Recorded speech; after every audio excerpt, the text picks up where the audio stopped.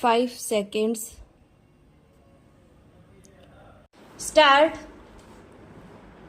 उपाध्यक्ष महोदय, मैं समझता हूँ कि अब तक इस वैदेशिक नीति पर न केवल इस ओर के सदस्यों ने ही बल्कि दूसरी ओर के सदस्यों ने भी प्रधानमंत्री जी को धन्यवाद दिया है।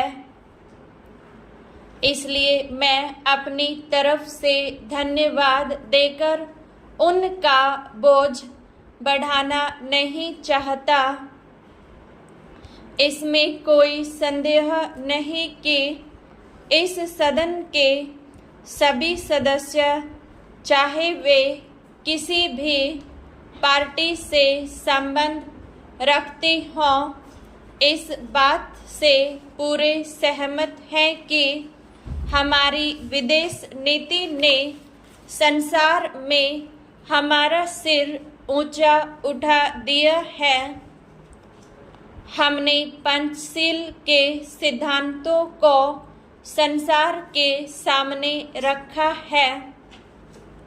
यदि हम उसके आधारभूत सिद्धांत पर दृष्टिपात करें तो हमको पता चलता है कि हमने संसार में एक जो सबसे बड़ा काम किया है वह यह है कि हमने तनाव को कम करने का प्रयत्न किया है।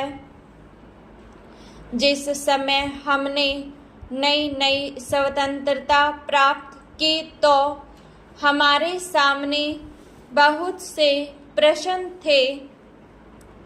उनके साथ ही हमारे दो बड़े गुट थे जो कि एटम बम और दूसरे बम लिए हुए हमको चुनौती दे रहे थे कि अगर हमने उनमें से किसी एक गुट में सम्मिलित नहीं हुए तो हमको बड़ी कठिनाई होगी। उस समय भी हमारे प्रधानमंत्री ने हमारे देश की वैदेशिक नीति को इसी स्तर पर रखा जिसके कारण आज हम संसार में अपना सिर ऊंचा उठा सकते हैं। हमने जो संसार के सामने पंचशील के सिद्धांत को रखा उसका सबसे बड़ा फल यह हुआ कि एक सम्मेलन हुआ जिसकी ओर मैं आपका ध्यान दिलाना चाहता हूँ। इस सम्मेलन में बड़े उत्साह के साथ संसार के 29 राष्ट्रों ने, जो कि एशिया और अफ्रीका से संबंध रखते थे, यह घोषणा की कि हम संसार में तनाव कम करना चाहते हैं और साथ ही हम यह चाहते हैं कि संसार में जो विभिन्न सामाजिक और आर्थिक नीतियां हैं वे साथ साथ चल सकें। हमारी वैदेशिक नीति में जो सबसे महत्वपूर्ण चीज है वह है सह अस्तित्व की भावना। उसी भावना के फलस्वरूप हम देखते हैं कि आज कोरिया का युद्ध नहीं हुआ जो कि एक तीसरे विश्व युद्ध के रूप में परिवर्तित हो सकता है।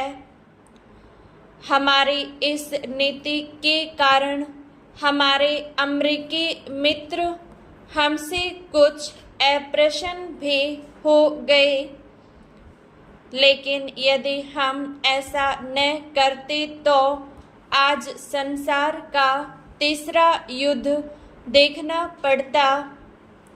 मैं बहुत ज़्यादा समय नहीं लूँगा, थोड़ा ही लूँगा।